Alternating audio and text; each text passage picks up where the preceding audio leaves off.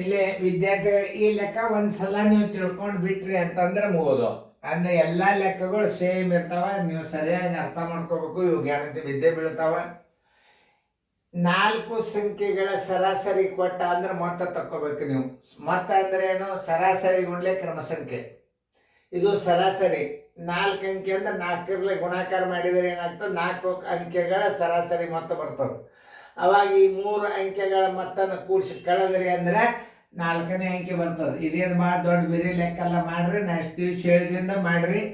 ಆಮೇಲೆ ಮೊದಲು ಮ್ಯೂಟ್ ಮಾಡ್ರಿ. ನಾ ಬಂದ ತಕ್ಷಣ ಹೇಳಿದ ತಕ್ಷಣ ಮ್ಯೂಟ್ ಮಾಡಬೇಕು. ಮ್ಯೂಟ್ ಮಾಡಿದಿಂದ ನೀವು ಗಣಿತಗಳನ್ನ ನಿಮಗೆ ಬರಲಿ ಅಂತ ತಿಳ್ಕೊಂಡು ನಾವು ಅಂದಿರ್ತೀವಿ. ಮಾಡ್ರಿ. ಮ್ಯೂಟ ಮಾಡೋದಾದ ಮ್ಯೂಟ್ ಆನ್ ಮಾಡ್ರಿ. ಓಕೆ, ಎಲ್ಲರೂ ಬೋರ್ಡ್ ಕಡೆ ನೋಡಿ. 4 ಸಂಖ್ಯೆಗಳ ಸರಾಸರಿ ಅಂತ ಕೊಟ್ಟ ಅಂದರೆ ಡೆಫಿನೆಟ್ಲಿ ಮೊದಲು ಮೊತ್ತ ತಕ್ಕೋಬೇಕು.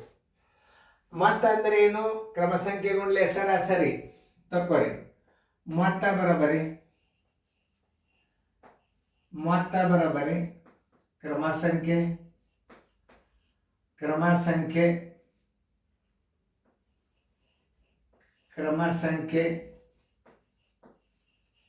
ಗುಂಡ್ಲೆ ಸರಾಸರಿ. ಕ್ರಮ ಸಂಖ್ಯೆ ಗುಂಡ್ಲೆ ಸರಾಸರಿ. ಕ್ರಮ ಸಂಖ್ಯೆ ಎಷ್ಟು? 4 ಗುಂಡ್ಲೆ 20, 24 86. 4 ಅಂಕೆಗಳ ಮೊತ್ತ 80. 4ನೇ ಅಂಕೆ ಬರೋಬರಿ 4ನೇಯ ಸಂಖ್ಯೆ ಬರೋಬರಿ ಮೊತ್ತ ಮೈನಸ್ 4 ಅಂಕೆಗಳ ಮೊತ್ತ. ಇದು 3 ಅಂಕೆಗಳ ಮೊತ್ತ. 3 ಅಂಕೆಗಳ ಮೊತ್ತ.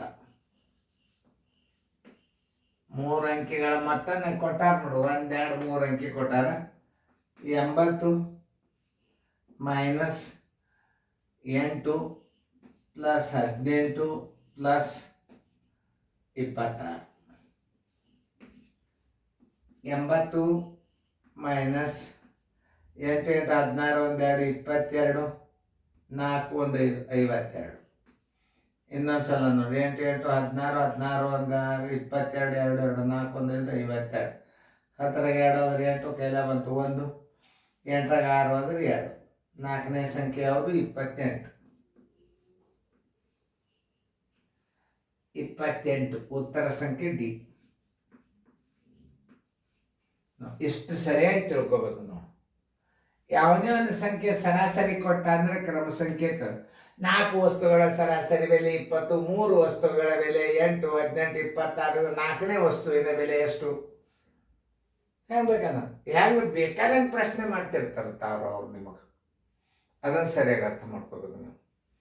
ನೋಡ್ರಿ, ಈಗ 4 ಸಂಖ್ಯೆಗಳ ಸರಾಸರಿ 20, 3 ಸಂಖ್ಯೆಗಳು 8, 18 ಮತ್ತು 26 ಇದ್ದರೆ 4ನೇ ಸಂಖ್ಯೆ ಯಾವುದು?